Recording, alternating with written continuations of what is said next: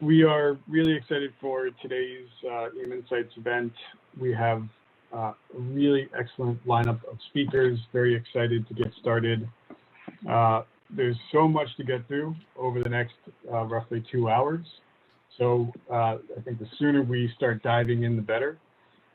This is a bit of a different format than some of the other events that we've held where we talk about the findings of our reports. This is a moment of celebration, of excitement. We are watching a market that is growing at an incredible rate. We have done a lot of ecosystem marketplace to do our part and try to meet the market where it's going. We also are very excited about all of the organizations that have reported to us this year, to the number of partners and supporters and just other groups of organizations that are working diligently to increase the work and future of this market as a whole. So looking at the participant count, rising here, we were really encouraged by just the number of interest in this webinar, with over 2,000 people signed up, closer to 3,000 by the time of the start of this webinar. This is very indicative of the fact that this market is growing exponentially in interest. Please, throughout this webinar, please use the chat function. Do everything that might be possible to put into the questions, anything that you might have that you want to share with the speakers, anything you want additional information on. So when we started this process back in April to collect and work with a growing group of respondents in North America and around the world, we were watching the task force and scaling voluntary carbon markets, watching other initiatives that were starting to grow in development, such as the Voluntary Carbon Markets Integrity Initiative, and where this led to us this year, to us in 2021, is that our number of responding organizations has grown almost 15% over last year. We have many more that are in process of reporting. So the data that we will show you here today, it is not 100% final, because we know that there are many organizations still planning to report. And so that means that these 2020 and 2021 numbers very likely will change as we progress throughout the rest of this year. That being said, we do have some very exciting and compelling news that we'll start to share with you in just a moment. But one of the compelling components of our respondent base is that we have organizations from over 40 countries that report to Ecosystem Marketplace. They are representing over 80 countries in the transactions of credits that they're selling into the market. So this is really an incredible global effort. We did some additional work this year to reach Latin American markets, and broadening our language base so that we can continue to reach global audiences with this work. It's absolutely essential that we operate with a global lens. We are a nonprofit initiative of Forest Trends organization, which means that we are compelled to an equity-based approach in the work that we do. We're also compelled towards being independent and neutral with the work that we do. So, it is exciting to see that so much data, is getting reported to us, and that we retain the trust in the market, along that process. It also is very important, before I continue on, to acknowledge that I have an incredible team that's just behind, this webinar here today, and without them, this work would not be possible. And really appreciate our responding organizations for listening to our emails and the phone calls and providing us with data, and all the other organizations involved in this group here today. So the first piece of news that is the most important, likely at the top level, is that we are now looking at a very likely $1 billion plus market in 2021. This is the first time that we have seen the market reach this level within a given calendar year. And even more to that point is that in 2021, we've only received transactions data from about 75% of the organizations that also gave us 2020 transactions data. And in addition to that, we have only received data through the end of August. And in most cases, organizations that have reported to us have reported data even earlier into the year, so back in first quarter or second quarter. So we know there's much more data that will be continued to be reported to Ecosystem Marketplace throughout the rest of the year, and very excited to see how the final year rolls out. But as you can see here, back from 2019, pre-COVID times, where we were really optimistic about the way the market would grow in 2020. While the market didn't grow as rapidly and as quickly as we were expecting it might, it did, as you can see, grow even despite COVID circumstances. The price per ton is also worth looking at, where these are global averages. So from a high level perspective, we can look at these global averages, and it gives us a sense of maybe some slight movement or adjustments that are taking place in the market. But as we'll show in just a few moments when we get a little bit further along in the slides, it really is necessary that we go deeper into the data so we can pull out how prices are shifting depending on the standards that are being used and the project types, the project locations, the buyer sectors, and there's a number of other factors. But what is again very important to acknowledge here is that transaction volumes have risen. Average prices from 2019 to 2021, as the world is recovering from COVID and still obviously dealing with many of the issues related to COVID, that the value of the market is growing at the same time. And this is really exciting to see that we are now getting to a place where we have a $6.7 billion all-time number for the market as a whole. This is just also interesting that our tracking work began back in the mid 2000s. So we have data that goes back, to early 2000s as the data was being reported to us in those days.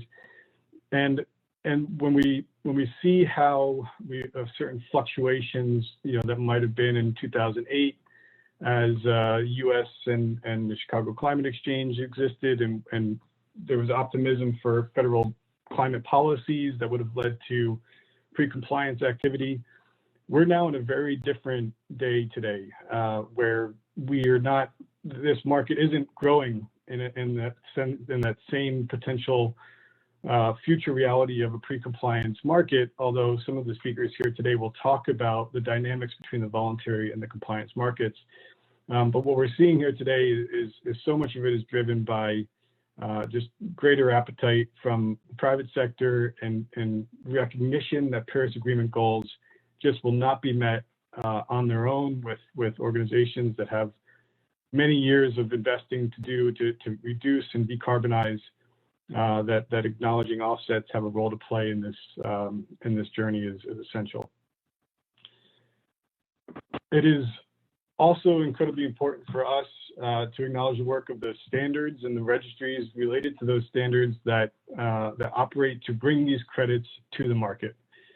Over the years, of the past 15, 20 years, these standards have developed with communities of scientists and leading practitioners and many others to develop very strong and powerful platforms where projects around the world and different project types and growing project types can be registered.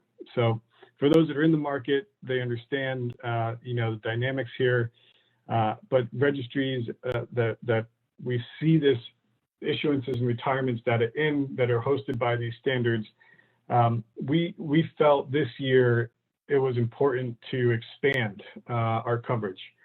So in the past, we had focused on some of the leading standards such as Vera, Gold Standard, ACR, CAR, and others, and Plan Vivo. But now we've expanded this now to around 15 different registries that we've integrated data into our database.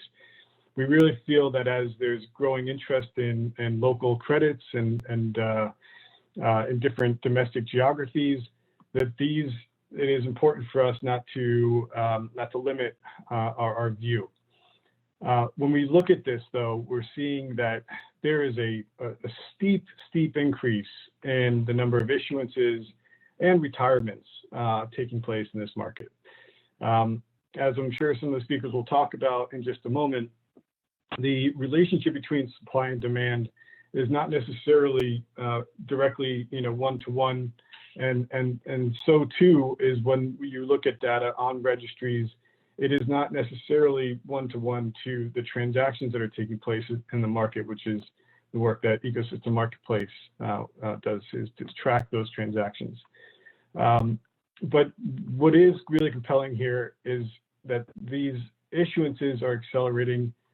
Just in the first 2 quarters of this year, 150 projects were issued credits that had never been issued credits before.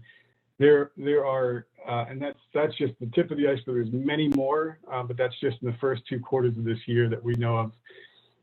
So there's really, I think, a lot of optimism that there are more projects coming online to meet this growing demand. But this will also be important to watch as we also put through the lens of the prices of carbon and how much the market is able to pay or willing to pay if there is a ever increasing supply, understanding supply and demand dynamics of the market. I'll spend just a couple of moments here, but this is meant to be taken away, and it's inside the report. There's really some important information dealing at the project category level, and then even drilling down further from project category to individual project types. I think it goes without saying that the leading 2 project categories are forestry and land use and renewable energy.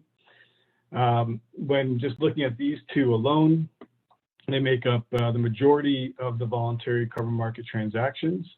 But there are other project categories that are on the rise, and very interestingly, although they might be lower volumes, such as transportation.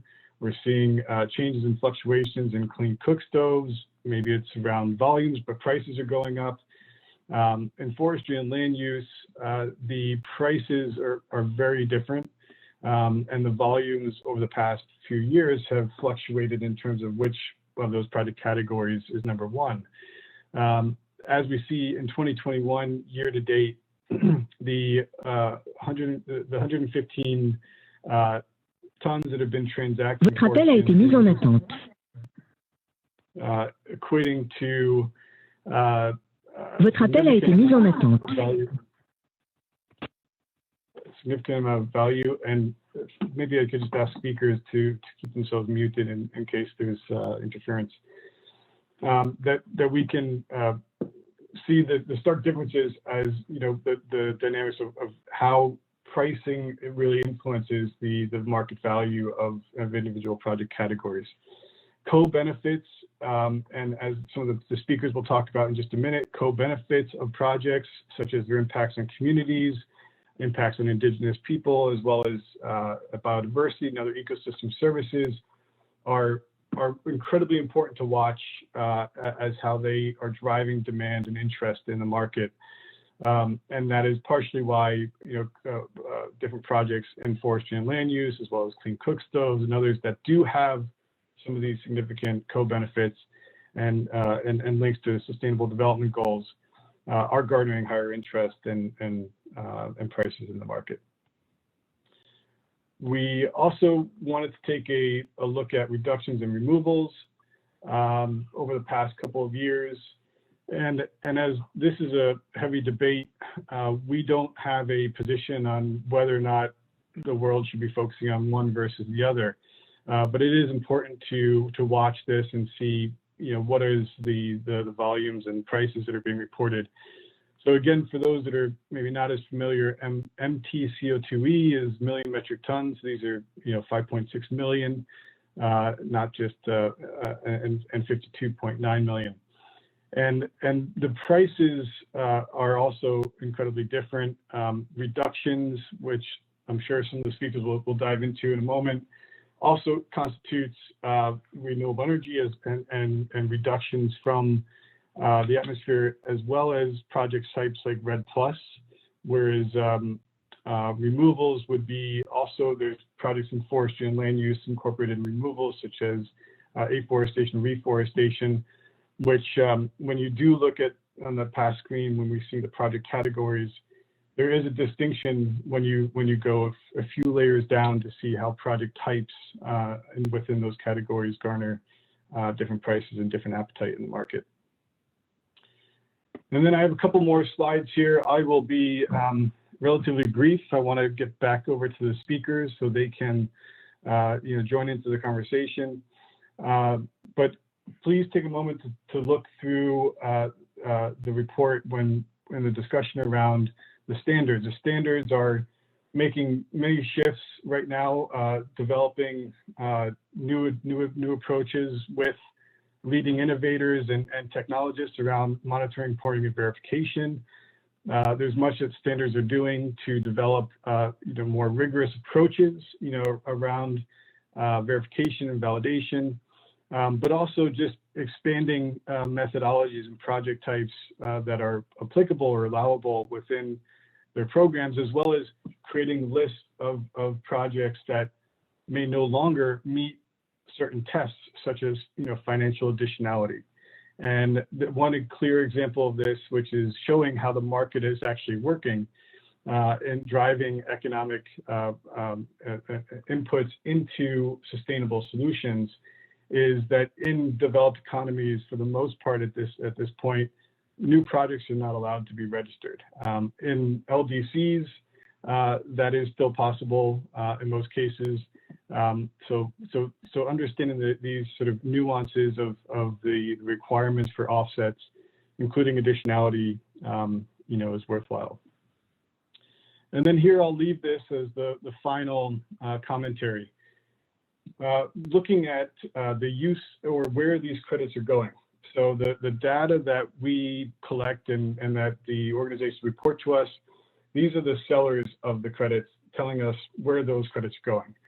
And when we partition out the buyer information to just look at the end buyers and the corporate buyers in particular, we're seeing a really interesting kind of shift taking place, or year-to-year distinction. And again, 2021 is not over, so this is going to continue to evolve.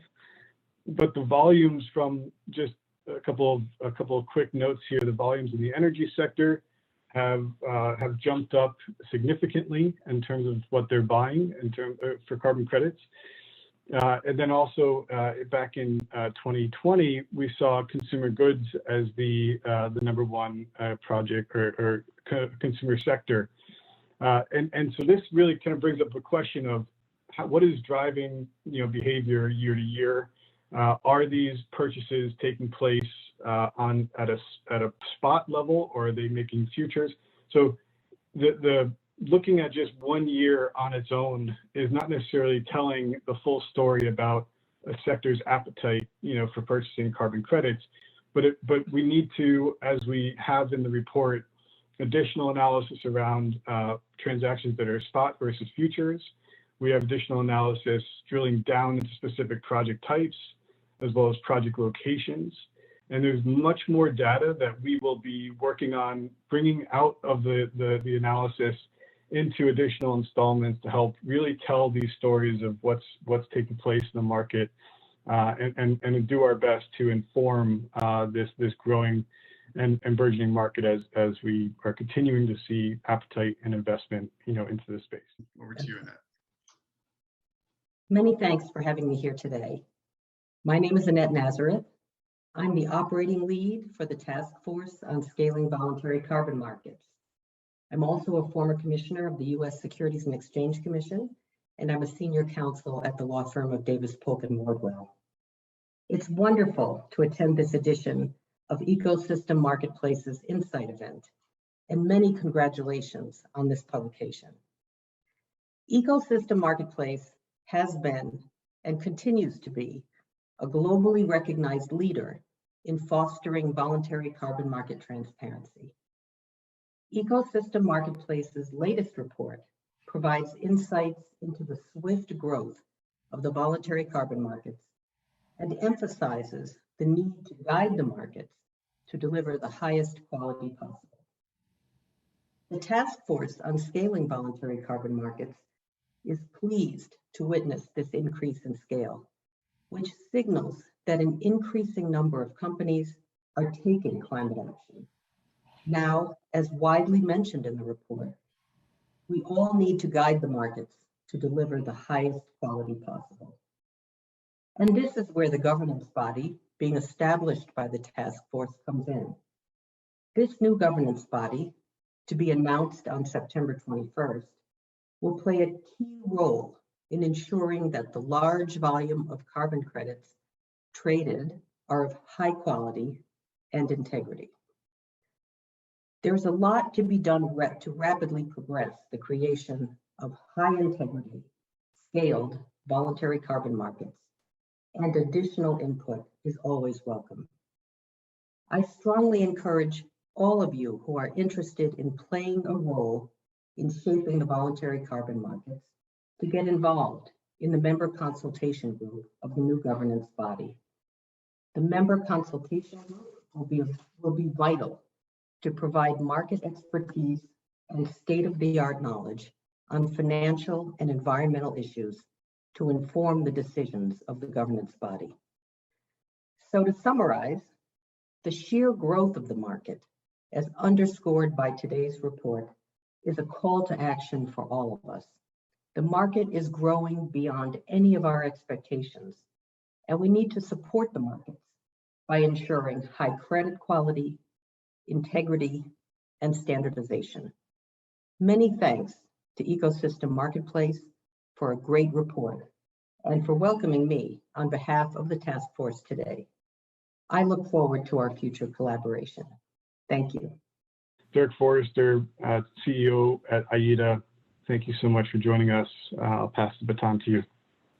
Sure, Stephen, and congratulations on a great report.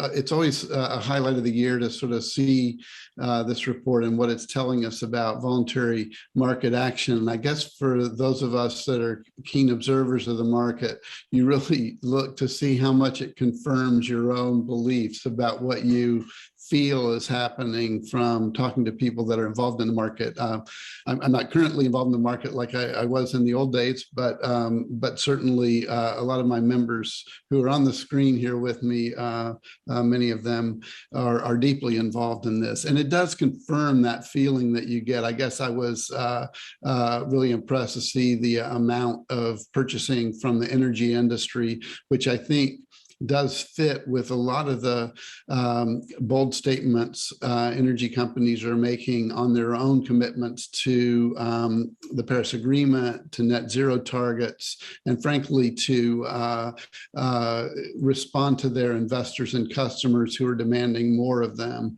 And I think those underlying drivers are apparent in your numbers, right? That the investment community is taking this seriously. I think that goes back to the previous Mark Carney effort with Michael Bloomberg on corporate disclosures and on the appropriate alignment of corporate policies with net zero futures. And I think this is really apparent in these numbers, frankly, that is more than lip service. It is actual corporate action and corporate investment and preparing for a better future.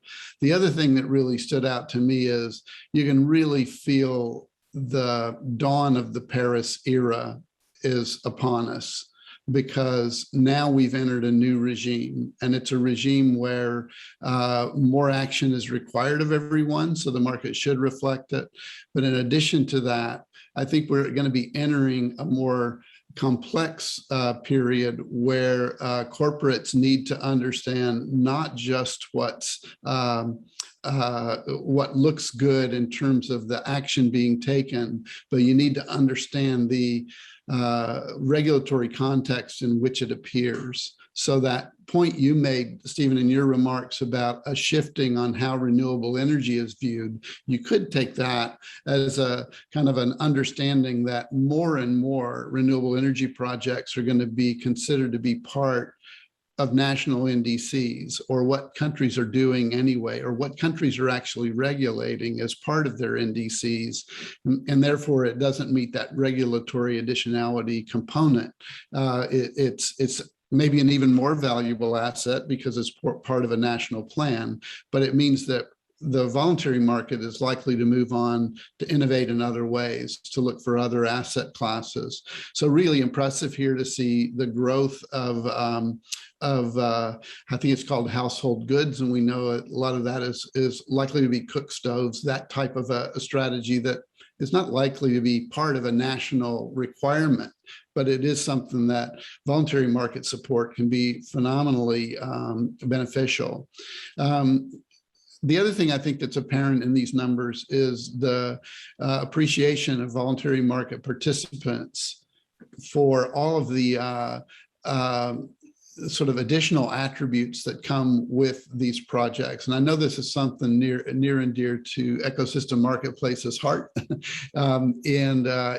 It's impressive to see that the forestry related land use asset classes continue to be highly important because of that. I think also because that little window you gave us about the future of removals, but there's a long way between sort of where we are now and where we need to be on that front. And there are a lot of emission reductions that are starved for investment that the voluntary market can help to provide on that pathway.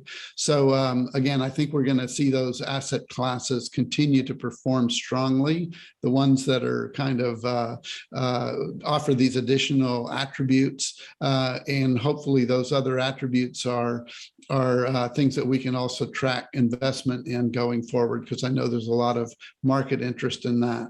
So I guess I'm saying, Stephen, if you had showed us a report that showed declines that correlated to the COVID pandemic, I think we would all, our hearts would be sinking and be like, once again, COVID wins. But it's really nice to see in these numbers that despite the challenges of the pandemic, this is a market that's continuing to grow and frankly, to grow by leaps and bounds. So I'm going to stop there because I know there are many other experts here that have more hands-on involvement in the market than I do, but that's some high-level commentary from my side. And again, congratulations on a great report, and really encouraged to see where things might get by the end of the year. I think you're right. We're going to go well past $1 billion for this market. So thanks for that. Thanks, Dirk. All very prudent remarks about the state, but also where we've come in this market and how we've gotten to where we are here today. I think this will be a good opportunity. We have Brad Gentry, who is the Senior Associate Dean of Professional Practice and Faculty Director at Yale Center for Business and the Environment. Brad, over to you. Thank you so much, Stephen. And welcome to everybody.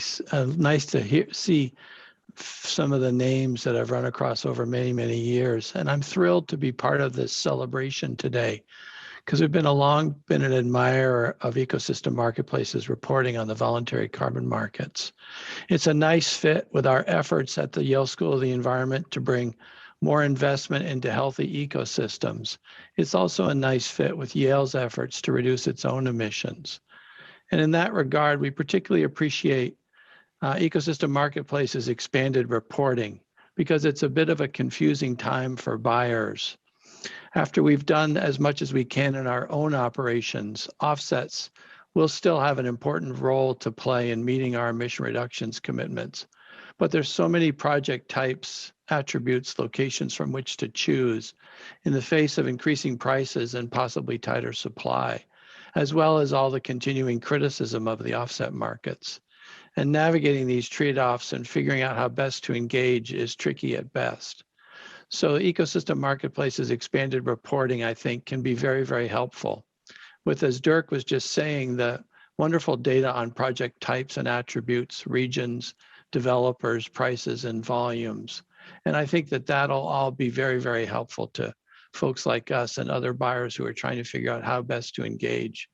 Also, on the broader sort of side of attracting more investment into the domain, our hope is that over time, the fact that Ecosystem Marketplace has the historical data here combined with the enhanced features that are part of the new platform may also offer the foundation for developing a benchmark carbon price over time that could help bring more liquidity into the market, ensure that capital is flowing where it needs to go. As a friend likes to say, transparency brings liquidity and liquidity brings activity. And we all want to see more activity in these markets. So I think I'll stop there and just say how delighted I am to be here today and how impressed I am with the report. Thank you all very much to the folks at Ecosystem Marketplace. Thank you, Brad, and we appreciate your support and the work that you do, especially over the years, and completely agree. You know, this is the time to make use of the historical data and information, as that is, there's so much we can learn about the past, and also that can be used for the future. I'd love to now bring in Mary Grady, Executive Director at American Carbon Registry. Mary, over to you. Thanks so much, Stephen. And this is really, really exciting and indeed a moment to celebrate. You know, we've been collaborating with Ecosystem Marketplace since the initial reports in the early 2000s. And when I look at that chart and see kind of the dips and then the hockey stick where we are now, it's super exciting. So, I mean, just for jollies, I actually went back to find what turned out to be quite prescient predictions from the Ecosystem Marketplace launch report from September of 2019. So this was before the pandemic. It was even before the Madrid COP. So it seems like a century ago now. But I think when I went back and looked at these, what at the time were predictions, we can see now in your comments today, and even what Dirk said, that some of this is actually coming true. So the first one was that offset categories such as renewable energy and energy efficiency will become largely obsolete, as they will no longer be additional, or the sector has become regulated to reach Paris goals. So, Dirk just mentioned that as a natural evolution in the market. And so the fact that, we're seeing that happen, I think shows how the market is adapting. So the second one is companies in hard to abate sectors, such as energy, transportation, and heavy industry, will feel pressure to take voluntary climate action. So obviously, we've also seen this trend materialize with over 1,500 companies making net zero commitments through a variety of different initiatives, and then the commensurate surge in demand for high quality offsets.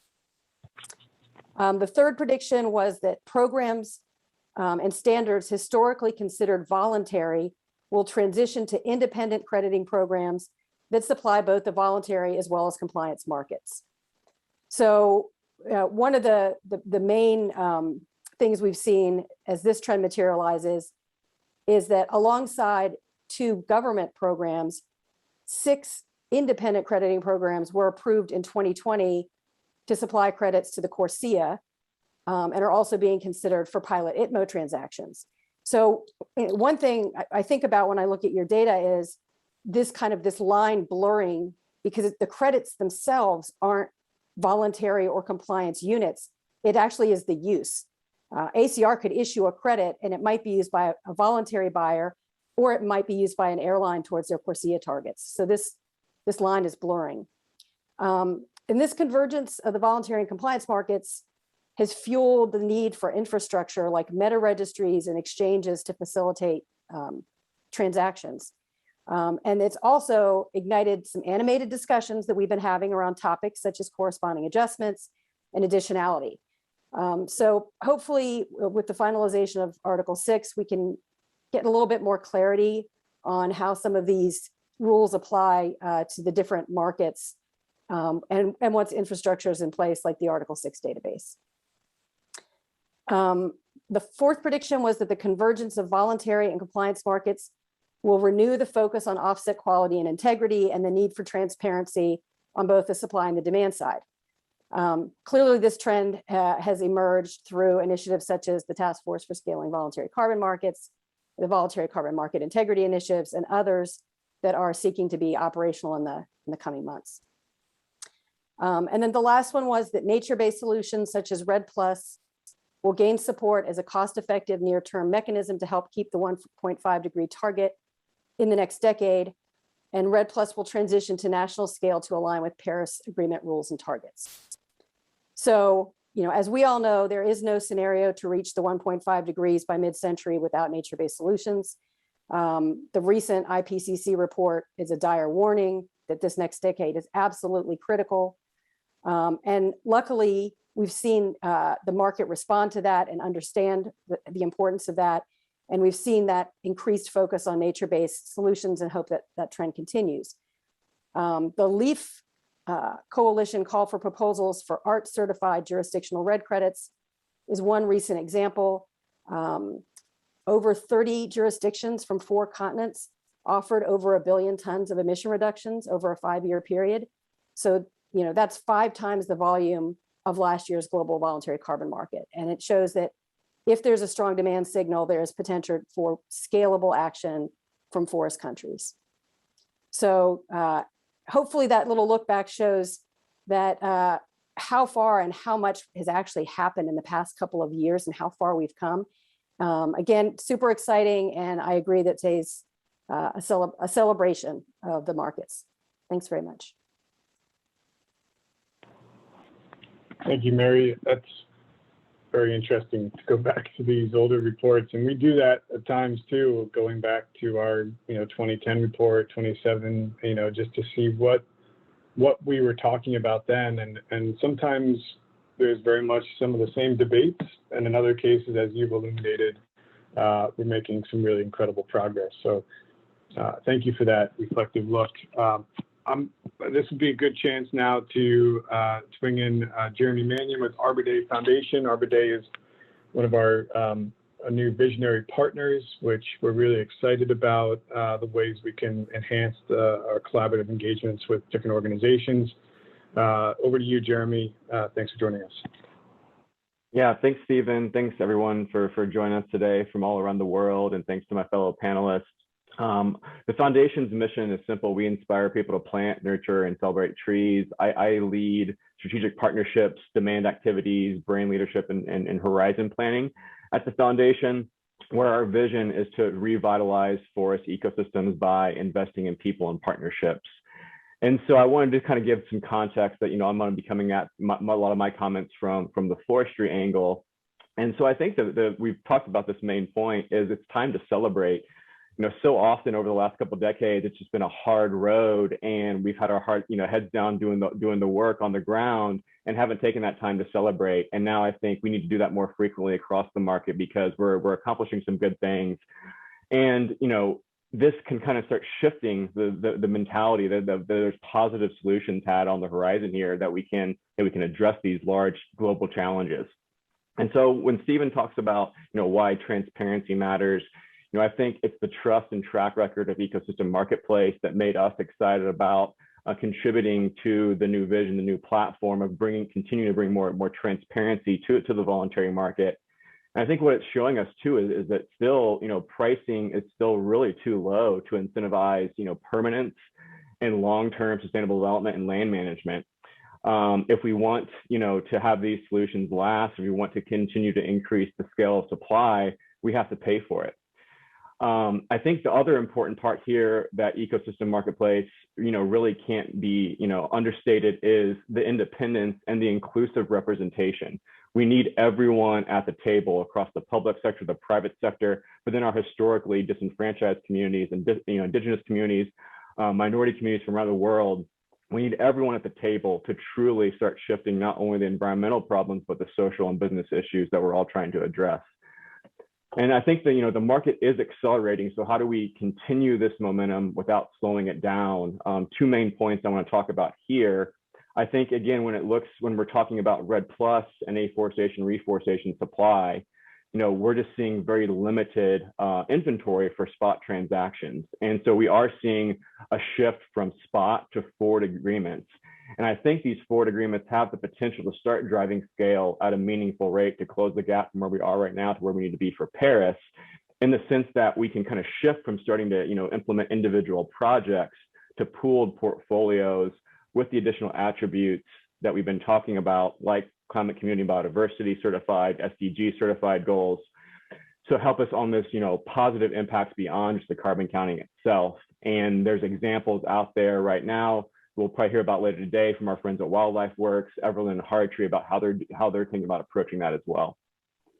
I think the other piece is, we saw in figure 3, the differences between issuances and retirements. And, I think understanding what's happening, not only the transactions of retiring these attributes and these credits, but then seems to be a lot of increased trading and speculation. And, quite candidly, we need both for a robust market for good. And it's okay that these two kind of sides of the market are a little bit different, and they're both dynamic, they're both rapidly growing, and we need them both.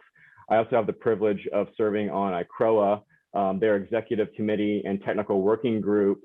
And so I think, we've been promoting, for the last decade, the carbon mitigation hierarchy of measuring, disclosing, reducing, balancing, and celebrating these accomplishments. And I think what we found is that when companies practice this diligently, it works. We just got to get more people doing it and more countries doing it. And I think the focus also of groups like ICROA is to drive retirements and continue to bring new supply to market. And then I think our friends on the commodities trading side, it's really exciting what's happening with the task force for scaling the voluntary markets, to truly start creating a unified global market where it can be more liquid and we can drive capital across different project types more quickly. A couple other quick points on this piece around removals versus reductions. I think we need to really start thinking about shifting this from a versus conversation to a yes and. When it's a versus conversation, it kind of restricts and hijacks our brains almost into a fight or flight mode, versus an inclusive and a portfolio approach. It helps us be more creative, more inclusive in our collaboration, and ultimately driving a portfolio of all these solutions that we need. And on our long journeys to net zero, we need both, and we need frequent celebration milestones. A decade, 3 decades out, that's a long way. So we need lots of wins along the way to keep people inspired and pressing forward. And so, reductions now and invest in removals over a long time are very practical pathways forward that not only benefit the climate, but people and nature when we do it appropriately. In figure 4 on the report, it shows the different project types, and I wanted to highlight the RED Plus and the afforestation, reforestation bars. I think what it shows is, all the supply for forestry sits in nurturing and improving existing forests now, but we also need to start planting, growing, and regenerating new forests concurrently over the next few decades, to make sure that we're truly maximizing the potential of all the solutions that nature has for us. And Arbor Day has actually created a venture to help us accelerate the finding the right balances for both these approaches for forest protection and restoration, in order for us to maximize conservation returns for landholders and communities by optimizing both of these systems. And then I think real quick, I want to touch base on some of the RED Plus stuff around project-based versus jurisdictional. Again, I think this is we need both. I think overall, it looks like between 2020 and 21, there was a 280% increase in RED Plus transactions. It's amazing to see that. Not all countries are ready, though, for jurisdictional nested RED. And so we have to be careful not to have, again, to focus on progress over perfection and these pathways to help countries along this journey. And then the other highlight that I think is just really encouraging in the RED space is the new CME curve, kind of providing a benchmark and an index to help us, price future contracts in the RED Plus space. And so I'm sure our friends at Everland and others in the call will talk more about that here a little bit later. But then I think just to finish, I think, we have this, we need to embrace this incredible, humbling opportunity that waits us, over the course of this decade and beyond. We're doing some amazing work in these spaces. I think we need to do a better job of focusing and sharing positive and inspiring stories of how this work's actually impacting people on the ground in communities all around the world. We're improving people's lives. We're improving the quality of habitats for biodiversity, all the essentials of life, clean air, clean water, food security. And I think what we're also seeing is careers with purpose finally becoming more and more common. We have a long way to go, but a lot of the work that we're doing in the voluntary carbon markets, the ESG space, and now, even commodities traders trying to come and find a way to increase positive environmental and social impact is just very encouraging. And I'll leave it there for today.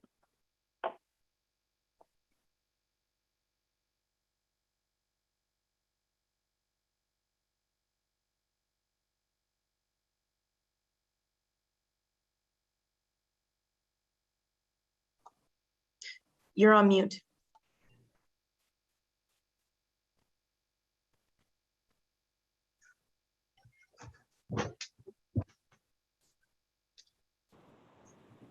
Must have been muted.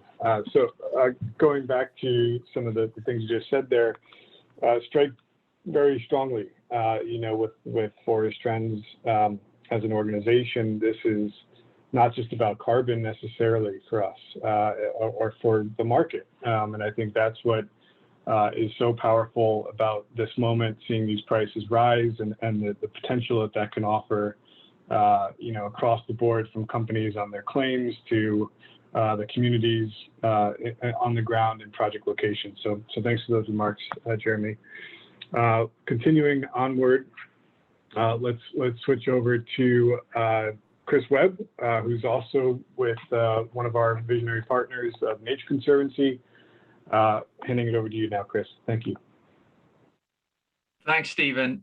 Hi, everyone.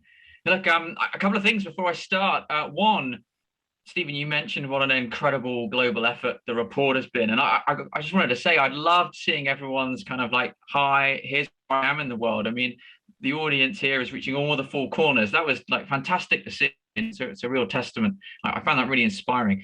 The second thing to say is I'm sufficiently down through the list of speakers that I've been scribbling stuff out so I don't repeat what others say. So on the one hand, it means I can be brief, but I'll try and emphasize some of the things others have said and bring some new points in where I can as well. But look, we are hugely encouraged to see the accelerating growth in this market. I mean, as Dirk said, the commitments that we saw are now becoming real. Investment and finance is flowing to back up these commitments. And that's just kind of incredible to see. Like, would it actually become a reality? It's easy to say something, it's harder to do it. And so this is just fantastic. So the sentiment that I want to kind of emphasize that I've heard from others is a moment to celebrate. And we sort of are really, really pleased to be here celebrating with you and everyone here. As well as growth, I think the voluntary carbon market also had a fantastic year of incredible innovation. So that's the kind of second theme I wanted to pull out here is innovation, including perhaps particularly in the sort of natural climate solutions space. That's where the Nature Conservancy is most active.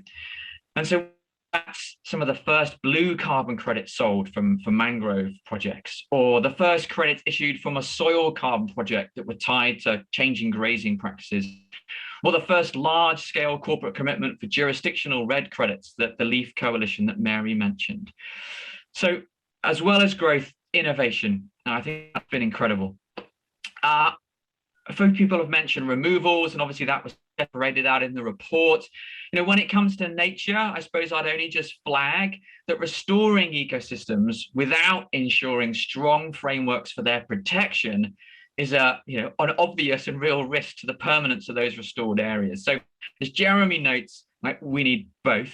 And in fact, kind of look out more from us and others in the coming months. We're hoping to get a scientific journal published on just this topic that can help folks navigate this. But I wanted to look forwards a little bit in my remarks here. So how do we see this market evolving? Well, we see huge opportunity for the growth and innovation to continue. But to deliver that, I want to flag three things, and a couple of them have been touched on already. So first, I really want to see the market talking more about where prices need to be to build durable supply.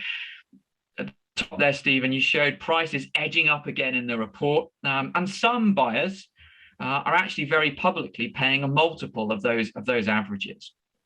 But if we're going to drive to a level of sustainable emissions reductions that's really required, we've got to get prices higher and quickly. So I want to flag that I think we need to start to change the conversation and expectations around the market on price. Secondly, is that we, and by that I mean sort of all of us engaged in the market to possibly some degree, need to be better at explaining and showcasing the amazing force for good that the voluntary carbon market has had around the world. And as others have said, that's not just for climate, but supporting local communities, empowering indigenous groups, and saving critical habitats for amazing biodiversity. So we need to be more convincing and compelling in our communications. And I think that's back to the theme of kind of celebration. It is really something we can be celebrating, and celebrating louder and prouder now. The third then is that breadth of innovation and the amazing innovation that happens in the market can sometimes make for a level of complexity and confusion that is daunting to companies and investors, and others have touched on this. It's often unclear what good actually looks like. So, I really think we need to continue to work hard to ensure that best practices are clear and consistent right across the market. And that's something that we're working really, really hard on. So we're sort of really excited what comes next. The voluntary carbon market really has an important role in tackling the climate crisis. But so I hope that this time next year, when you're launching next year's report, we'll see higher prices, widespread support for carbon projects, and real clarity on how to deliver high integrity outcomes for the planet. So congratulations again, and thanks to all who are participating today. Thank you, Chris. And that's a really good prompt to actually say that, one of the key changes for us is that we are no longer solely residing in an annual cycle.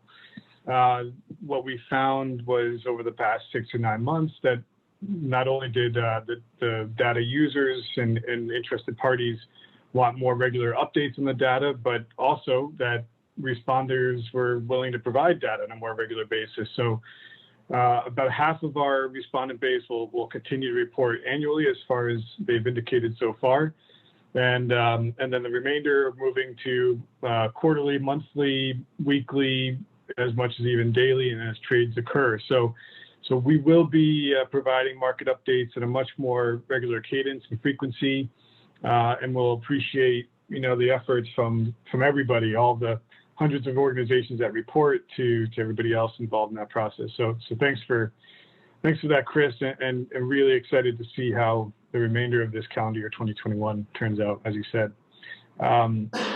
This will maybe be enough to pivot over to Sylvia Gomez Cavilla from Greenox. She's Vice President and co-founder. So I thought I would turn this over to you now, Sylvia, if you are with us. I know that you're having some trouble at the beginning logging on. Hi, Stephen. Hi, everybody. Well, I'm Sylvia Gomez Caviglia. I'm one of the founding partners of Greenox NGO. Greenox is 100% dedicated to protecting the rainforest through the development of REDD projects, mainly in the Peruvian Amazon. I would like to thank Stephen, Patrick, and the rest of the Ecosystem Marketplace team for the opportunity to participate in this webinar. Armado de Dios Amazon REDD project is the first REDD project that was developed in Peru, the first to obtain CCB Gold in Peru, and the first worldwide that it's still operative. So we can definitely say that it is a pioneering project. And as a pioneering project, it faced multiple challenges since it started, and is currently facing one of the greatest, the approaching nesting. In 2017, I was also invited by Ecosystem Marketplace to be a panelist and transmit our experience with REDD projects and what was our position towards nesting and jurisdictional baselines. And in preparation of this participation, I read what I had written back in 2017. And I have to say that there has been almost no advance, or what has been done, at least in Peru, has been for the worst. I'm going to try to transmit I'm going to try to transmit our Peruvian experience and hope it will help other countries to make better decisions. Peru is one of the countries that is most advanced worldwide in the nesting process.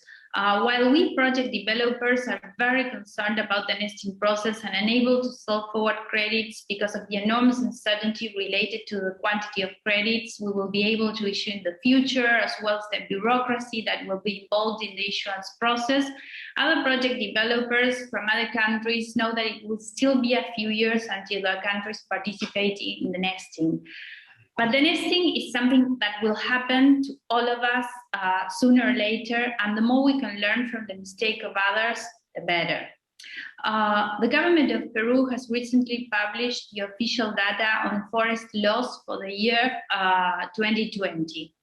Those data show that last year, 203,272 hectares of forest were lost, which represents an increment of 37% of forest loss compared to the previous year. In Peru, it is absolutely clear that the deforestation rate is increasing, and this is a problematic that we have to face year after year. However, the Ministry of Environment of Peru has decided to make a new FREL based on the historical average for the last 10 years, instead of keep employing a FREL based on a linear equation as was originally intended, and that certainly reflects the reality of the Amazon region. Of course, all project developers asked why, and they simply stated that this was the only way to have access to results-based payments. So we should ask ourselves, which is the reason why European governments such as Norway, Germany, Great Britain, among others, or donors, as they are currently referred to, are so invested in requesting a review of the reference level for the Peruvian Amazon, and which would be the motive why, previous to the results-based payment, their approval of the FREL would be a necessary condition. In other words, how can this foreign intervention in the sovereignty of Peru and an exclusive heritage of the Peruvian people can be explained? And this is something that unfortunately is occurring all over the world. A FREL based on the historical average enormously subestimates the magnitude of the threats that our forests are suffering. If this methodology is employed, various already operative RED projects will fail due to lack of financing and the consequent negative impact in terms of the environment, the economy, the social plans, and also many new initiatives that are about to be implemented will never see the light. A FREL, also based on the historical average, would not recognize 40% of the threats that, for example, are taking place right now in the Madre de Dios region. And in the case of the indigenous territories, the impact could reach 68%. The possibility of attracting private resources to the protected areas would practically be null. Considering that deforestation agents will not disappear, at least in the medium term, under this new scenario, the territories would have less resources to face the increasing threats. Facing deforestation requires big resources. The price offered by the results-based payments to governments does not cover the costs needed to implement actions that have real impact to decrease deforestation. This has been recognized by the Ministry of the Environment, being clear that private investment is fundamental to achieve the reduction emission national goals. Moreover, those result-based payments only represent a minimum percentage of the real value of the Peruvian Amazon. And this, in case they are effectively paid. Just as an example, Indonesia has recently terminated the agreement for a RED scheme with Norway, because allegedly they never received the payments. So this is something that I think it was published yesterday. This foreign intervention mentioned previously is a bit clearer now. Many stakeholders related to RED from Peru, as well as from other regions in America and the rest of the world, coincide that there is a clear and direct relationship between nesting, a lower reference level, and the results-based payments to the third world countries. So we really think that this is something to think about, and thanks very much for this opportunity. Thank you. Thank you, Sylvia. Really important to have your perspectives there, being on the ground and having run these RED projects for so long. So thank you, for that, and really, really valuable, information that maybe we can come back to in the Q&A. With this, I'll shift gears just a little bit, but I think there's some similar sentiments here with Ken Newcomb, who's the CEO of Sequest Capital. Ken, over to you.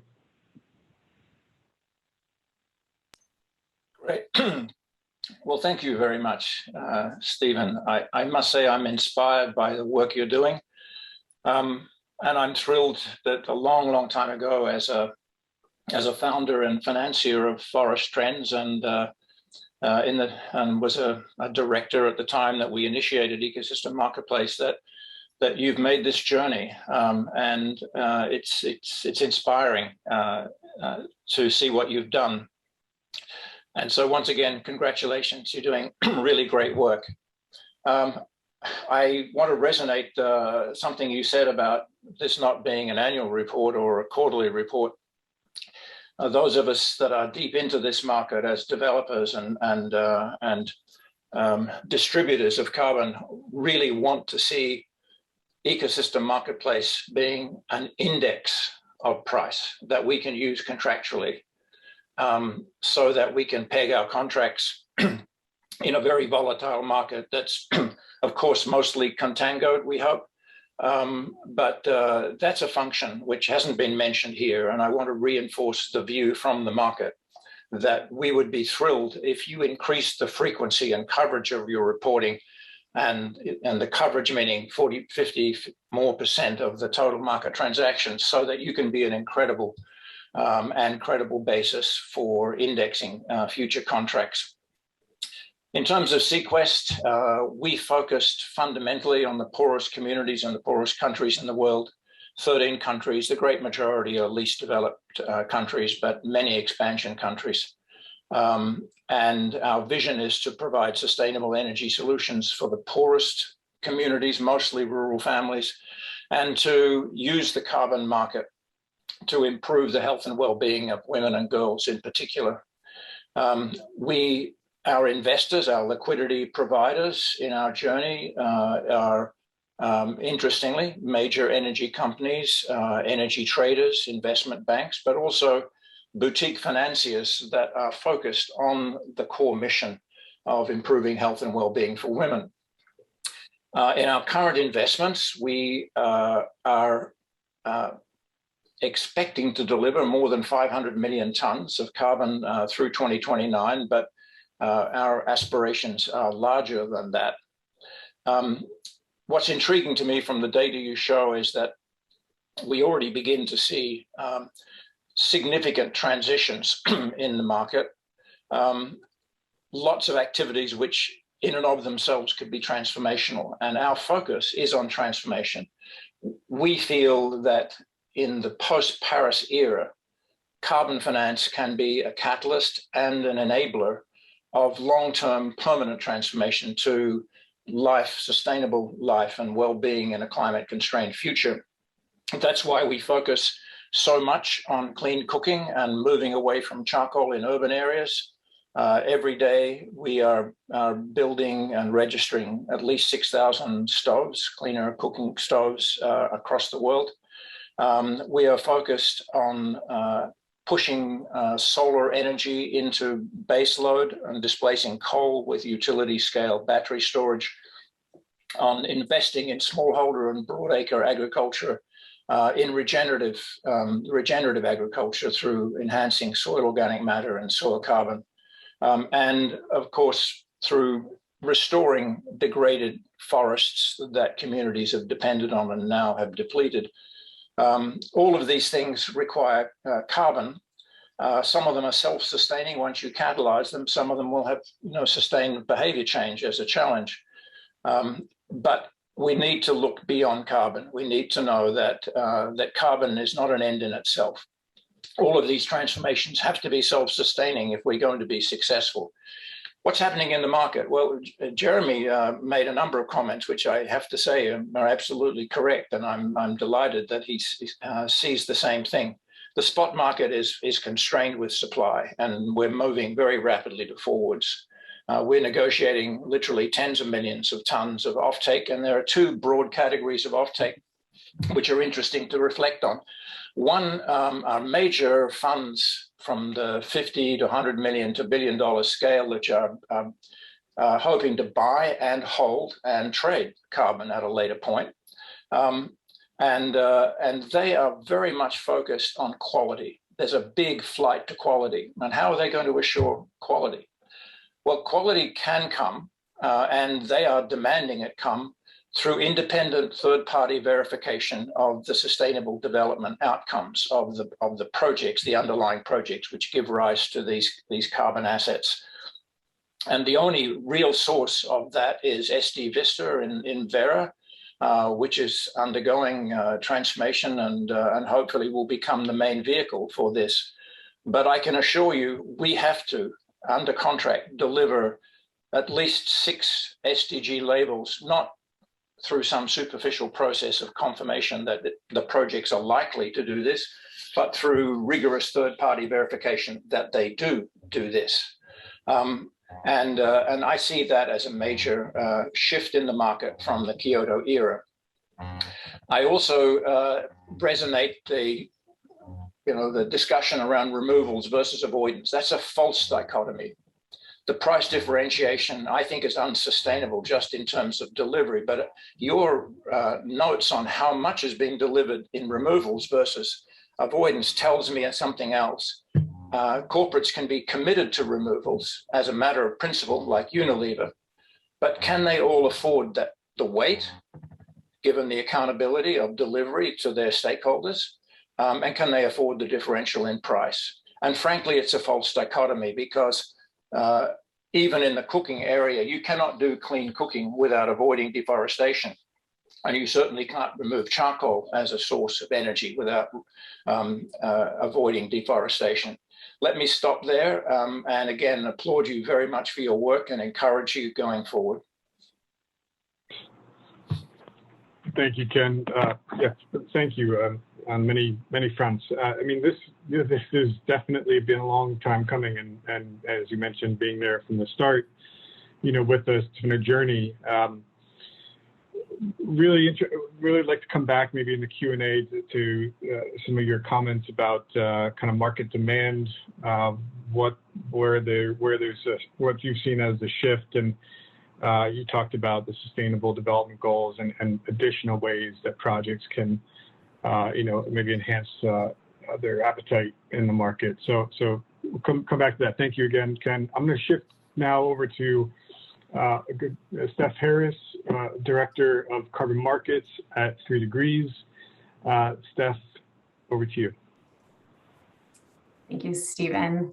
And congratulations again to you and your team on this enormous effort. It's very exciting to be here with you all today. I'll try not to be too repetitive with what's already been said, since we've heard great points from all of our speakers. So thanks for everyone for sticking around, bearing with us, and more exciting points to come.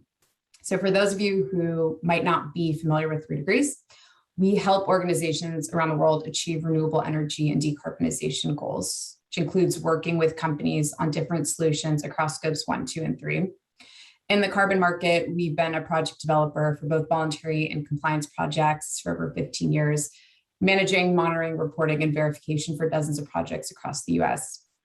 We also work very closely with end-use customers and buyers who invest in or support carbon offset projects to address their residual emissions, helping them meet carbon neutrality commitments, working towards long-term net zero goals.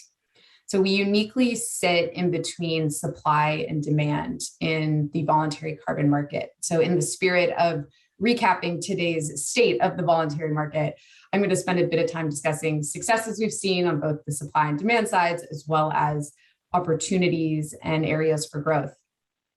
At a high level, and has already been referenced many times today, demand in the market has been increasing rapidly over the last couple of years. And we all know, and I think we can all agree, that this market growth can be viewed as a sign of success in itself. However, the report published earlier this year by Mark Carney's task force to scale voluntary carbon markets said we need to mitigate around 2 gigatons of global emissions per year in order to limit the worst impacts of climate change. So from that perspective, where we are today versus where we need to be, I think we can say the market still has plenty of room to grow, and there's an opportunity to continue to have a great impact. But I'm optimistic, given all of the new climate commitments we are seeing from organizations globally, as well as new project types and technologies emerging on the supply side, that there is a potential for the market to have a much bigger impact than it's having today. At 3 Degrees, we work closely with buyers who are driving a lot of this increased market demand. And so we help educate buyers who are at the start of their decarbonization journeys. And we also work with existing buyers on latest market trends and standards around topics like scaling the market effectively, improving quality criteria, and as we've discussed, the debate around avoided emissions versus removals, which are driving real-time changes we are seeing in the market today.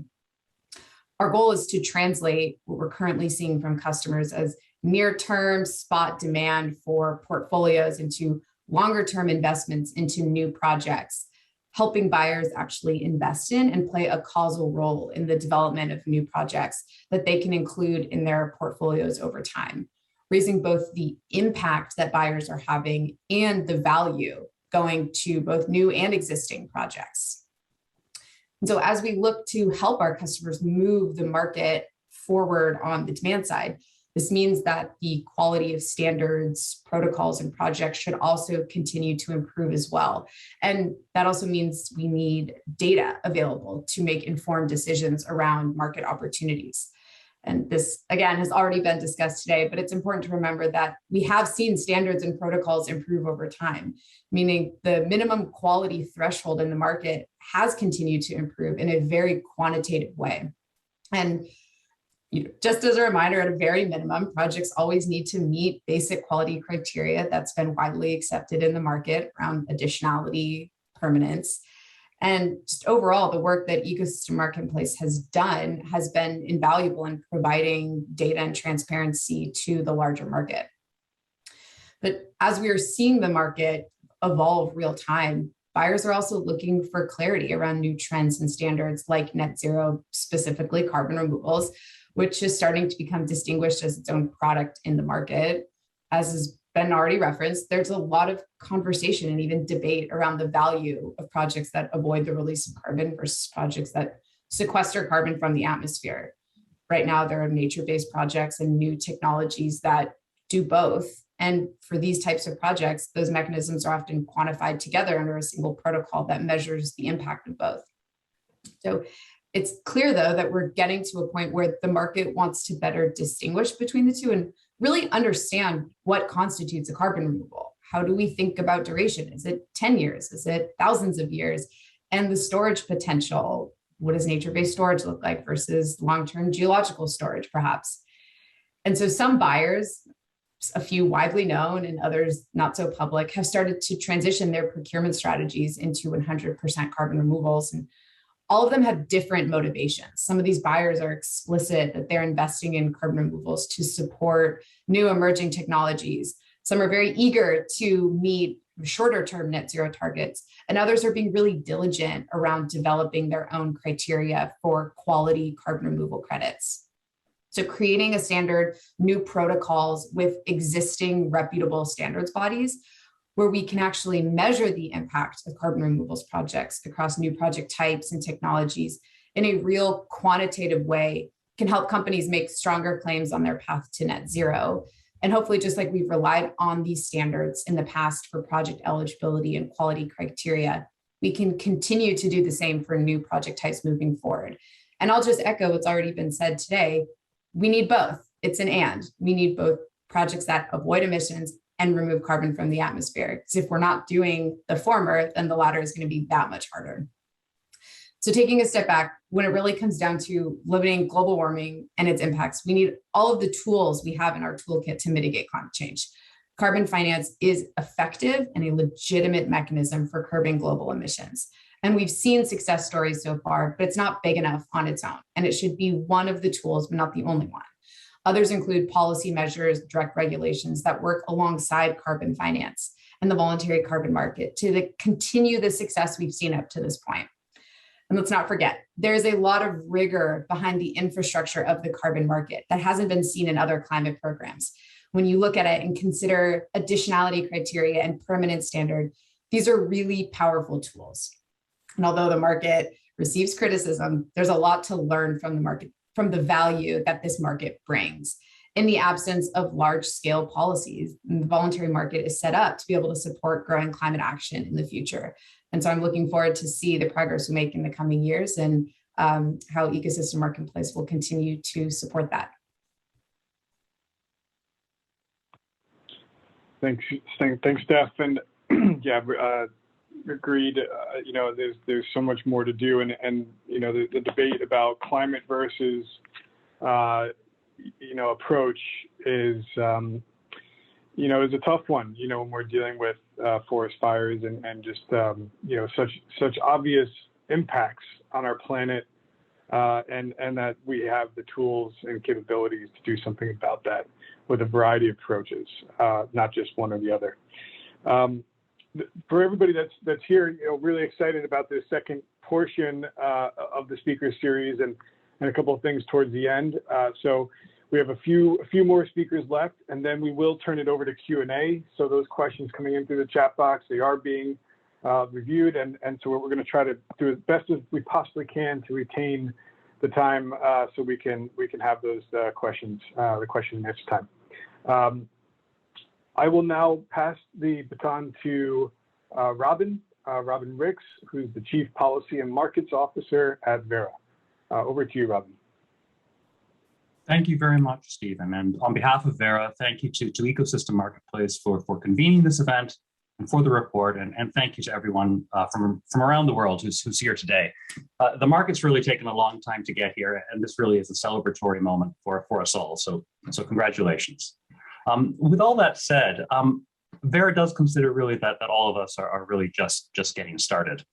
Today's voluntary carbon market fundamentally is a pilot project for what must come next. And there are two messages here that Verra would like to convey in that spirit. The first is that Verra is committed to underpin the high integrity growth that's needed. In the primary market, we're continuing to develop methodologies and to cooperate with others on initiatives and partnerships in the nature-based sector, which holds significant promise in delivering at-scale abatement right now, including in jurisdictional and nested REDD+, blue carbon, soil carbon, and more. We're also advancing work in technological innovations. We see a wide scope for improvement in emissions MRV, as well as industrial methodologies. As for the secondary market, we see significant potential here. Pension funds, sovereign wealth funds, and major financial institutions have to be brought fully on board. And Verra is putting in place a legal framework around what we call related instruments, instruments whose value is related to, tied to, or derived from carbon credits as their underlying commodity. Such instruments can be appealing in global markets, but their design and use must be carefully monitored to ensure integrity. Underlying both is a robust registry. We're updating our registry terms of use to ensure the highest standards of KYC, ABC, AML, ATF. And we're also engaged in a process to revise the terms of use to require disclosures of certain business activities and to ensure close monitoring of related instruments. The second key message that Verra would like to provide here today is that this growth is fragile. Public and stakeholder confidence must be preserved. We're engaging constructively with media, NGOs, and ratings agencies, and we do genuinely welcome their findings. But tied to that is a more robust strategy that we are undertaking for dealing firmly and authoritatively with criticisms that are ideological or criticisms where there's no attempt made to understand the other side. Those are problematic, and Verra is committed to addressing those. Benefits also have to flow to local communities, as has been mentioned by other speakers. For these communities, sustainable development isn't secondary or ancillary or even but the key driver. And really, we do well to keep that in mind. Verra operates SD Vista, which is the world's most robust at-scale program to assess SD impacts, and we're intending to further scale it up over the coming months. As for Glasgow, the world needs an ambitious and comprehensive outcome. The Paris framework must prohibit double counting toward Paris and Paris-derived targets, including in international aviation and potentially international maritime. But we also believe that investments made in voluntary carbon markets can help, not hinder, countries to take on more ambitious targets than might otherwise be possible, which explains and justifies our stance on corresponding adjustments applicable to NDCs and CORSIA targets, whether now or in the future, but inapplicable to the voluntary carbon market. Thank you again, Ecosystem Marketplace, for convening us all today and for this report. Verra is honored to play a role in this market, and we look forward to continuing to work with you in the coming months, years, and decades ahead. Thank you.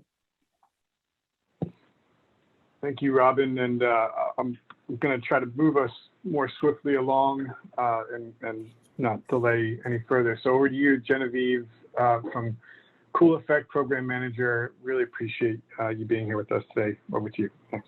Thanks. Thanks for the introduction. So Cool Effect is a nonprofit dedicated to helping individuals and businesses reduce their emissions. As a nonprofit, our role in this market is really unique as we focus on sourcing and supporting truly additional and high quality projects, providing buyer education and transparency in our pricing. Our model is carbon done correctly, which really has four main parts: superior projects, comprehensive scientific analysis, pricing transparency, and deep experience. We focus on superior projects that provide co-benefits to the participating communities, and we aim to build long-lasting relationships with long-lasting projects. We value project transparency and verify all of our projects with comprehensive scientific analysis that includes a review of project documentation and conducting our own site visits. In turn, we provide full transparency to our projects and our buyers through our commitment to pricing transparency with one standard markup across all of our projects. Our team works to educate both our buyers and their employees on emission reduction strategies and responsible offsetting strategies before a purchase is made. Lastly, our founders have been in the voluntary carbon market for 14 plus years, which means that we've watched the market change quite a bit and ultimately reached a lot of the same conclusions today that everyone is really highlighting. We're excited to see project quality increase alongside these increasing sales. More buyers are taking much more action. They're developing RFPs, requesting specific project types, and offsetting beyond travel. We're also seeing an interest in forward purchases and longer term investment deals rather than just spot purchases. The focus on transparency and proving methodologies is also a win. And we believe that the voluntary carbon market needs additional regulation and governance to continue to improve project quality and enable buyers to stand behind their sustainability commitments more fully, which is why we support both the task force and BCMI's work. And we also applaud all of these organizations today that I think are really focused on buyer and market education more broadly. We are pretty concerned with the uptick in negative press that targets these projects and the damage that this does to the teams, especially on the ground. We find that the rebuttals and project data are often omitted from the press, and there is limited mention of a lot of the existing guardrails that this market has in place to protect projects and also buyers of these credits, and that these articles ultimately just distract projects from their day-to-day operations, nor do they bring us any closer to actually combating climate change. This press coverage fuels market confusion and distrust and is overall just a big distraction. And we acknowledge and support the standards commitments to improving the methodologies and guardrails in place. I think a lot of people have already brought up the removals versus avoided emissions conversation.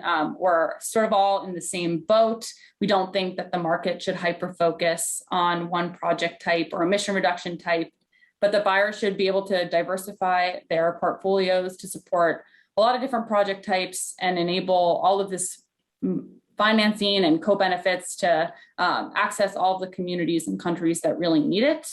We're also concerned about the availability of these high quality removal credits and whether or not there are enough to actually meet the demand.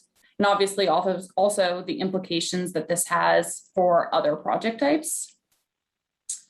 We're also seeing an increased reliance or interest in using AI or artificial intelligence and satellite imagery to be used in the buying process, which we think is generally a good thing, but we urge that buyers really couple that with an understanding of the carbon market and also reviewing project documentation. So if I looked at satellite imagery today and saw deforestation, that wouldn't be accounted for in this crediting period and would need to be reported in the next. So we're seeing or hearing a lot about a lot of unfair claims that projects aren't reporting this back to the registries, whereas that wouldn't necessarily be happening quite yet.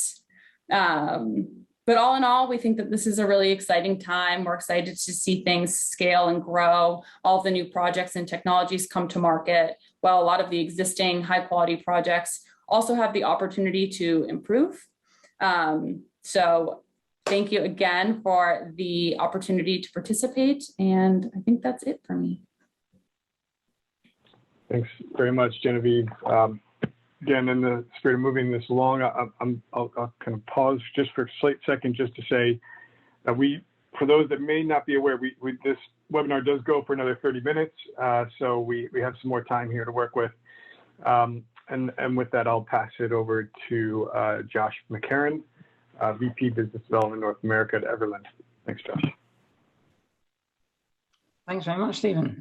It's great to be here. It's great to see everyone. And I want to say again, thank you so much for all the work you've done. This is a huge undertaking, a fantastic piece of work, and really important. So thanks for putting it together and well done on such a great job. As Stephen mentioned, I'm the VP for Business Development for North America for an organization called Everland. And Everland's mission is really to increase the scale of forest conservation. We want to stop deforestation. We realize, as I'm sure most of you on this call do, the important role that deforestation has to play if we're to keep to a 1.5 degree world, really that it needs to end by 2030. And so we exist to help forest communities prosper by helping to provide sustained financing to support the important work they do with their climate mitigation, forest protection, wildlife conservation, and community development work. It's been really exciting to see all of the information that's provided in this report. A couple of times it's been mentioned, this kind of like we're on track to hit $1 billion this year in sales, and tracking sales in this way is incredibly important. It's great to see velocity increasing, as that's where we see a lot of this liquidity coming from. And as Ken mentioned, a lot of it's from what we call position taking intermediaries, rather than the traditional broker model where they'd only sell when they have a buyer. We're now seeing a lot of entrants buy and hold and take positions, which is actually quite a normal evolution of markets as they become more mature. What's really interesting is when you start to think about nascent demand, which is what Everland spends a lot of its time thinking about. And when we talk about that kind of utilization, for us, we look at retirements. And again, what's very clear in the information that's provided here is that we're on track at the moment. We retire as a marketplace 11 to 12 million tons a month. So by the end of this year, it'll probably be 130 to 145 million. When you think about that number, it's important to think about the size of the marketplace. When you try to look at the capacity for the voluntary market across all of these standards, it's roughly around 120 million tons. At least that's what it was at the beginning of this year. When you start to see utilization cross the threshold of capacity for the markets, that's when things change rapidly, especially when you think about how inelastic supply is. It's far easier to enter the market and want to buy credits than it is to establish new crediting projects. It takes a long time to do that. And so it's these two factors that we think have really demonstrated the price escalation which we've seen this year, which has been really quite rapid, especially in the last few months. And that's why you've seen the emergence of futures contracts of the CME, which are underpinned by what they call, nature-based solutions, the NGO contract at CBR markets. And the liquidity that's provided has really spurred a lot of activity in this marketplace. And that's been fascinating to see. It kind of comes back to a point Chris mentioned, which is this idea about the cost for conservation. And actually something, the comments that Sylvia mentioned around, there's an amount of money it takes to do this work. And if people aren't paying that amount of money, the work's not going to get done. And ultimately that's detrimental to all of us that want to stay alive on this planet and not live a rather harrowing existence outlined by some of the more aggressive emission scenarios that the IPCC lay out.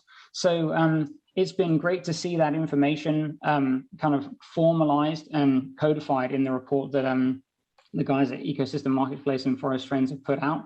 And we look forward to seeing and using their new tools as data becomes more readily available, because I think that that's really important for people that are engaging in this marketplace, is access to unbiased, sensible information that can help you make longer term decisions.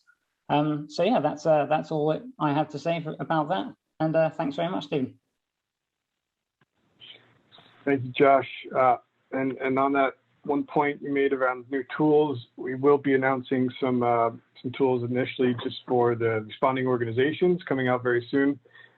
So stay tuned for that. And then more features within the public data dashboard are being released at some point this week. So thanks for that. Over to you, Katerina, Carbon and EH Trader at Vertus Environmental Finance. Hi, good afternoon, good morning to everyone. Again, very happy to join this wonderful celebration moment for the voluntary carbon markets.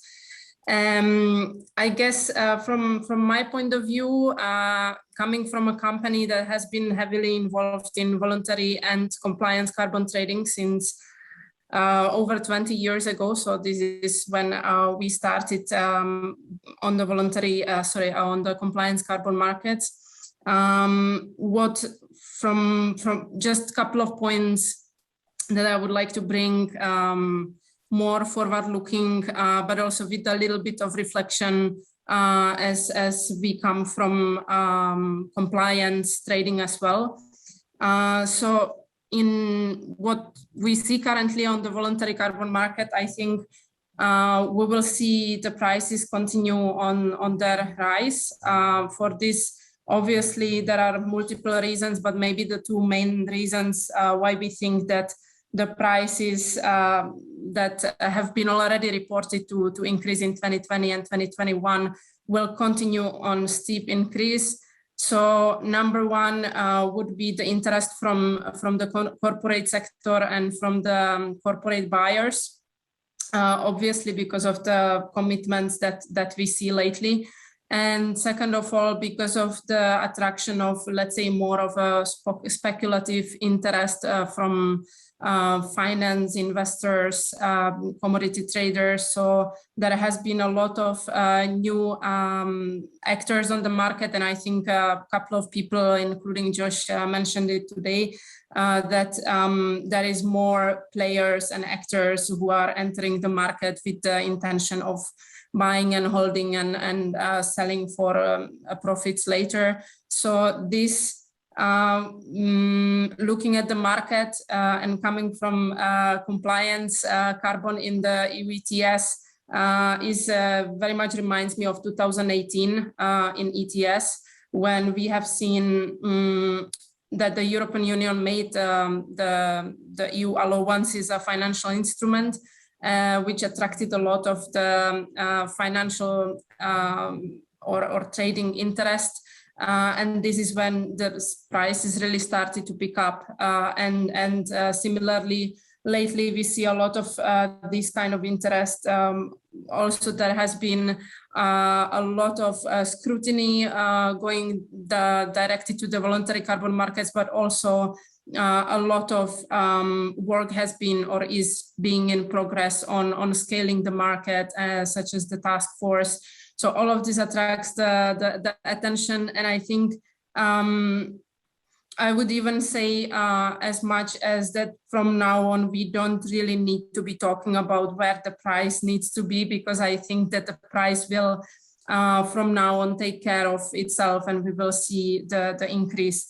Now, what will come out of this? There will be more supply. So I think the increase in price will motivate the project developers to scale projects and to bring new innovative or just widen up the activities of the currently registered projects. What will be another consequence of this is that the buyers will change the, let's say, patterns of procurement, and this is something that we see with our clients, that not only we moving from spot to forward and increased interest of buyers to secure the supply on long term, but also that simply the companies are starting to make more of let's say more of a sophisticated purchasing strategies. Again, going from buying once a year on spot whenever they need to retire the credits to 2, 3, 4, 5 years hedging strategies with the criteria for portfolios. So there has been a lot of changes everywhere, not on the overall market itself, but also on the supply and the demand side.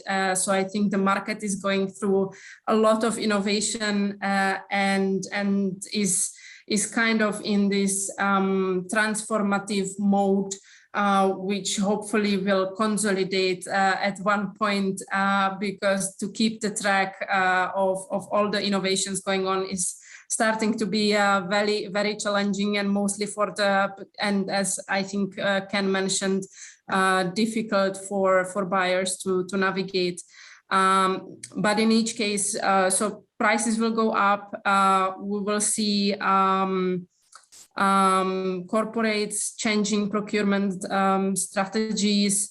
We will see increase in insetting initiatives and project development. I think what is kind of interesting to see is that somehow the development of the market right now is not just the effort of the project developers and the standards, but also the buyers are starting to get more heavily engaged with the projects and bringing large commitments. They start to change the role from just the buyers to the investors into new projects, and starting to take more of an active role, also because they want to ensure that they know where their financing is going, and making sure that they are contributing to the climate action with high environmental integrity. And so just the end note, it's incredible to see all the innovation that is going through the markets, from new actors joining intermediaries, project developers, new standards, new innovative methodologies being implemented by the existing standards and the new standards. So it's been very inspiring lately. On the other hand, as the market is developing, I think we need to make sure that we're going into the right direction, and that all this market is going to consolidate around the initiatives that can really bring the impact on the climate. So just to keep the environmental integrity in mind on all of this. That would be all from my side. Thank you, Katerina. And I think that's a good lead in to Guillaume, Chief Operating Officer, Livelihoods. Guillaume.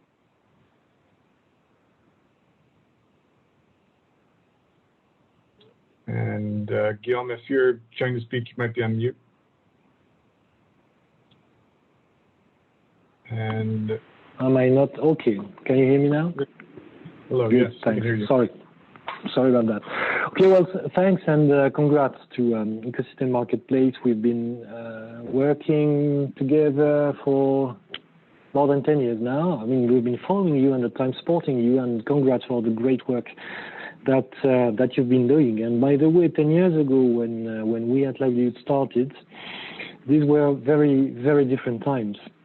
We had and still have a fairly distinctive offer in the market, meaning that we do not sell offsets, issued offsets. We gather interested, committed players, investors, essentially corporates, and we ask them to join a group, a club that will invest in projects, bear risks, be patient, and wait for the offsets to eventually be issued. So we've worked with 10 to 15 corporates for 10 years now, plus, and the market has changed a lot. We are focusing on nature-based solution. Nature-based solution, that's an acronym that is very fashionable these days. And within that space, we are more particularly focusing on community-based removals, working with communities in developing countries, help them restore their environment, improve their cropland, protect resources, protect water resources. So at the same time as carbon is sequestered, we work with these communities and NGOs to generate an impact. That's what we've been doing, which is ever more sought after these days. Today, the market is very different, has changed a lot compared to 10 years ago. 10 years ago, it was complicated, and the market infrastructure was not there, the demand was not there. The understanding that carbon, land use, soil, water, and people were connected was not as widespread as today. Today, it seems obvious, it sounds obvious, it was not at the time. The change has been absolutely impressive. That's great. I've looked at the figures that you've shown at the beginning of this conference, Stefan. That's wonderful, but we need to be very cautious. There was last week at the IUCN in Marseille, France, a panel discussion called "Green is the New Gold?" Question mark. Is it? I don't know. Is carbon the new gold? I mean, standardization, rocketing demand, billions of dollars pouring into the market, creating market infrastructure, that's great and much needed. But let's not forget the most important stuff. The fact that when we are dealing with nature, so-called nature-based solution projects, we are dealing with not only biodiversity, but also people's lives, and especially where people are most vulnerable in the tropics. So more millions, more players, more services providers, more investors. This is great, but we absolutely need to make sure that the right safeguards are in place to protect nature and people, not just to sequester carbon or avoid emissions. And in the last lap towards COP26, I cannot make sure about that, we cannot make sure about that, but let's hope at least that VCM representatives, public decision makers will find their way together towards a system that creates synergies between the Paris Agreement targets and voluntary carbon markets, and not the opposite. We are seeing a lot of interest for this market. That's wonderful, but are the Paris Agreement and the COP discussions aligned with allowing more millions, more $1 billion to be invested in much needed transformation in the South? That's not clear at this stage. And that will be my final remark. Thank you. Those strong reality checks, and appreciate the sentiments there. I'm going to just move this to the final speaker, not the least speaker, of course, Chelsea Bryant, Managing Director, Global Markets Strategy at Radical. Chelsea, over to you. Thanks so much, Stefan. So I'm going to go off script today because we've had a lot of great comments. And just for those of you who aren't familiar with Radical, we're the largest developer of compliance grade offsets in Canada, but our trade desk trades internationally in both global and voluntary markets. So practically speaking, what does that mean? It means everyone's our friends. And so I'm very excited today to be a part of this esteemed panel. And so I'm going to talk about what are the 5 things a carbon market trader would give you in terms of advice. So first and foremost, understanding carbon market fundamentals in environmental commodities is extraordinarily complex. So I saw a lot of great questions in the Q&A pointing to the excellent work done by Ecosystem Marketplace around the fundamentals. And the question that kept coming up was, is the market oversupplied based on the one graph they showed? So the one thing I want to point to is when you're looking at information, it's point in time versus the larger picture. You need to consider what's happening throughout the markets. If you have an issuance at a given point in time, that isn't represent market supply at that given point in time. It just means credits were issued into the market. Those credits could have been purchased years ago under a long-term offtake agreement. So it's really important to understand that it takes a lot of time to dive into the details of market fundamentals and understand the information that you're looking at. Number 2, not all projects are created equal, and the market price reflects that. So we've had great comments throughout the day about high quality offset projects, additionality, permanence, leakage, absence of double counting. All these things are critical path, and dealing with reputable registries is going to largely mitigate some of the exposures to these key pieces and have high quality projects. But it's critical to understand the projects that you're participating or investing into and how they meet those requirements, and really getting into the technical details. And then knowing that despite all that, there's other things like location, co-benefits these projects that impact the associated market prices. So not all projects are created equal. Number 3, when you're dealing with over-the-counter markets that trade through bilateral agreements, contract structure and how you're legally entering into these purchases and sales is incredibly important. There is no standardized agreement in these markets, so understanding how these contracts are structured for both the buyer and seller to have a well-balanced agreement is really, really important. And I can't stress enough how much that's going to change over time as we see some of these policy complexities, fungibility into different market systems, and other different pieces play with Article 6 development, etc. Number 4, also critical path, developing a strategy for market participation. Start early and be nimble. So thinking about things like how you want to participate, what term do you want to enter into, what price do you have in mind, what are your preferred project types, what jurisdictions, aligning those impact stories and benefits of those projects with your brand integrity. Really, really important. And understanding that you might have a preference for certain things, but that doesn't mean that's necessarily going to be available in the market at a given point in time.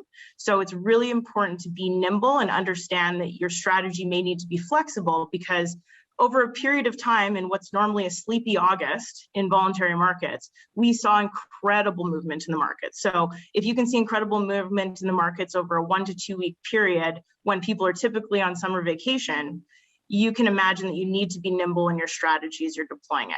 And finally, and last but not least, number 5, look for trusted partners. Anyone who's been trading in environmental commodity markets for over a decade has had their knees blown off once or twice. We don't want you to feel that pain that we felt. We want to be able to share our sage wisdom and how to avoid the pitfalls of trading in these markets. So ultimately, you want to deal with companies that have a long tenure and experience in carbon markets when you're participating and new to these really, really exciting times. So thank you so much for your time, and I will pass it back to you, Stefan, to take us away with the Q&A. Oh, thank you so much. I mean, that was really great and in a very short amount of time. So we have a few minutes left here. Cheyenne, would you like to pose any other questions to the panelists and see how we could use the last 4 minutes of time? Sure. So there's so many great questions in the box, and I've tried to pick one that is coming up a lot. So I have one that is directed to Ken and others who can answer. And this person is wondering how the lack of commoditization across various credit types are possibly hindering the development of a liquid futures forwards market for credits. And additionally, how will credit vintage be factored into pricing contracts?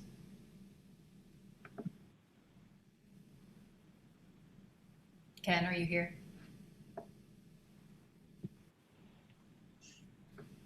Chelsea. Okay, I'm just going to jump right in there. Do it. We have a couple minutes. I'm not going to be able to answer all that, but I do think it's important to understand that when you're dealing with environmental commodities, you don't have a homogeneous product. So in some systems, when you talk about, say, a California cap and trade system with carbon allowances that are issued by the government, it's a homogeneous product. It's a lot easier to trade on an exchange. When you're talking about voluntary carbon offsets, even if you're talking about the exact same protocol, each project is unique and different and has its own attributes, co-benefits associated with the project. So you can't just expect to have this fully functional, liquid, transparent market, because oftentimes you're dealing with unique individual considerations associated with these projects and what that means when you're dealing with local stakeholders, governments, and a myriad of other complexities. So is there going to be an impediment to a perfectly commoditized market? Probably, but we are seeing such an incredible increase in demand sentiment as we see corporate entities making these commitments to net zero pledges into the future, that you're going to see a much more active market.